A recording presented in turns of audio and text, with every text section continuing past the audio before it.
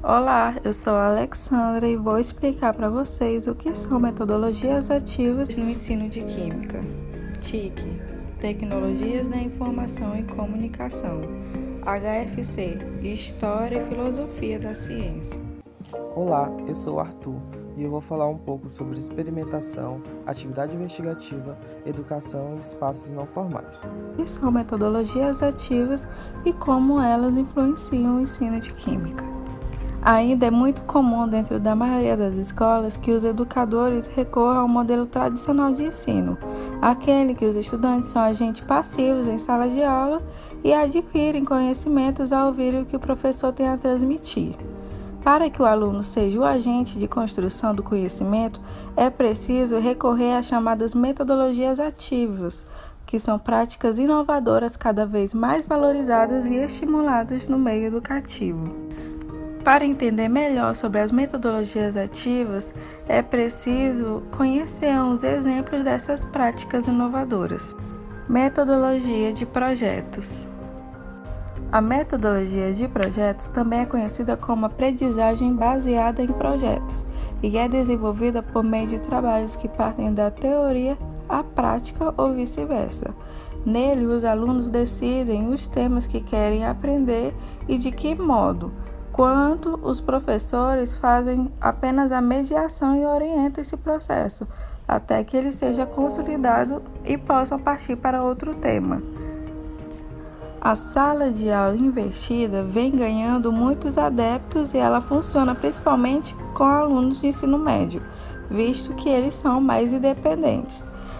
Basicamente, trata-se de inverter a lógica comum, em vez de o professor apresentar o conteúdo e depois propor atividade de fixação, o que ele faz é pedir aos estudantes que investiguem por conta própria um determinado tema para, em sala, apresentarem o que averiguaram e confirmarem os entendimentos que tiveram e expandirem o conhecimento com a ajuda do professor e os colegas. O trabalho em dupla ou em equipe é uma das metodologias mais ativas e mais comum e faz parte da rotina de praticamente todas as escolas. Por isso, não há muitos segredos quanto à sua forma de funcionamento ou suas vantagens. De qualquer forma, vale relembrar que atividades em pares ou em grupos estimulam habilidades socioemocionais importantes, como a colaboração, a busca por soluções de forma democrática e a disposição em ouvir diferentes ideias e opiniões.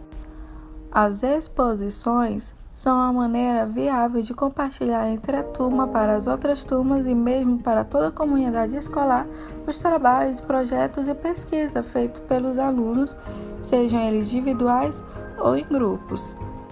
Segundo a pirâmide do aprendizado elaborada pelo NTL Institute dos Estados Unidos, uma das formas mais eficientes de aprendermos é ensinando aos outros. O estudo de caso é outra metodologia ativa eficiente para melhorar o processo de ensino-aprendizagem. Assim como se faz dentro de empresas, o professor pode apresentar problemas reais aos seus estudantes e pedir que eles reflitam e busquem soluções. Portanto, proporcionar aos estudantes a chance de falarem sobre os projetos que desenvolveram é uma contribuição importantíssima para a consolidação dos conhecimentos que eles adquiriram. O estudo de caso costuma ser muito atrativo, captando a atenção dos estudantes por se tratar de situações reais, e é uma forma deles perceberem como os conhecimentos adquiridos na escola servirão para ajudá-los a tomar decisões e enfrentar a vida fora da sala de aula. Por fim, apresentamos a prática dos mapas mentais. Esse tipo de atividade tem vantagem de se adaptar a qualquer contexto e pode ser feito em poucos minutos. Estimular a construção de mapas mentais é uma forma de quebrar a monotonia das aulas expositivas. O professor pode pedir que os alunos construam esses mapas tanto antes de iniciar novos assuntos quanto depois de finalizar um assunto. Agora vamos falar um pouco sobre o TIC, que é a Tecnologia da Informação e Comunicação. Tecnologia. Quando os conhecimentos técnicos e científicos estão conectados e são desenvolvidos a partir de pesquisa e produções de outras pessoas. Informação. é um conjunto de dados que transmite uma mensagem sobre alguma coisa. Comunicação é a mensagem enviada, recebida e interpretada. Acontece entre o emissor e o receptor. Então, podemos compreender que TIC refere às formas que podem comunicar informações por meio das tecnologias. As tecnologias estão presentes em todo lugar, mas só que hoje vou falar um pouquinho sobre a internet. E por que a internet? Porque hoje é muito difícil viver sem ela, e estamos tão dependentes da internet para a comunicação que muitas vezes esquecemos que existem outras formas de nos comunicar. E não basta só saber usar as tecnologias presentes na internet.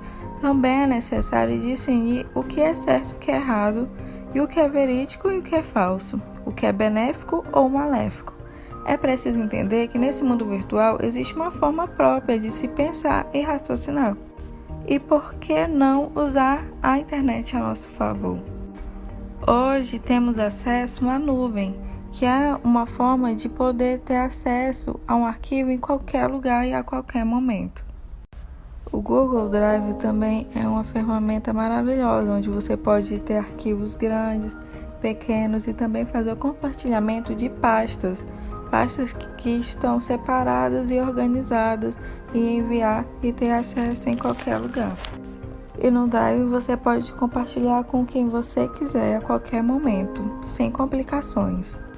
Sabemos que geralmente URLs são imensos e cheios de complicações, por isso a gente pode usar encurtador de URL. A História e Filosofia das Ciências, HFC, se apresenta no ensino de ciências na medida em que pode contribuir para evitar as visões distorcidas sobre o fazer científico, bem como conhecer uma forma de associar o conhecimento científico com os problemas que originaram sua construção.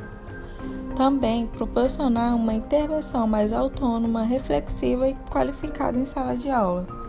E, por fim, permitir uma compreensão mais dinâmica, não fechada e refinada dos processos de ensino-aprendizagem e da ciência. Nesse sentido, os conteúdos passam a ser contextualizados, podendo oportunizar aos educandos uma visão coerente das ciências e do fazer científico, longe dos estereótipos e dogmatismos. A experimentação é um método científico que, partindo de uma hipótese, consiste na classificação e observação de um fenômeno. A experimentação consiste em observar tais fenômenos em condições controladas. Segundo Curlinger, um experimento é um tipo de pesquisa científica no qual o pesquisador manipula ou controla uma ou mais variáveis independentes e observa a variação nas variáveis independentes, concomitantemente à variação das variáveis independentes. Um experimento clássico que temos é a mistura de água com óleo, que pode ser levada para a sala de aula para a explicação de misturas para os alunos. Alguns acessórios básicos usados em experimentações. Temos o Beck, que serve para medidas, misturas de reações, entre outros. Temos também a proveta, que é utilizada para a medição mais precisa de volumes. Temos também o Erlenmeyer, que é usado com maior frequência para fazer titulação. A sua ponta um pouco mais fina serve para que o solvente, na maioria das vezes, não dissolva. Temos também o balão de fundo redondo, que serve mais facilmente para fazer misturas e também para destilação. Educação e espaços não formais para o ensino de química. A educação em espaços não formais é toda a matéria que é aplicada fora da sala de aula e que agrega aos assuntos que estão sendo aplicados em sala de aula. É muito importante não privilegiar apenas o ensino por memorização, e sim despertar as habilidades cognitivas do aluno, através de uma aula mais didática fora da sala de aula.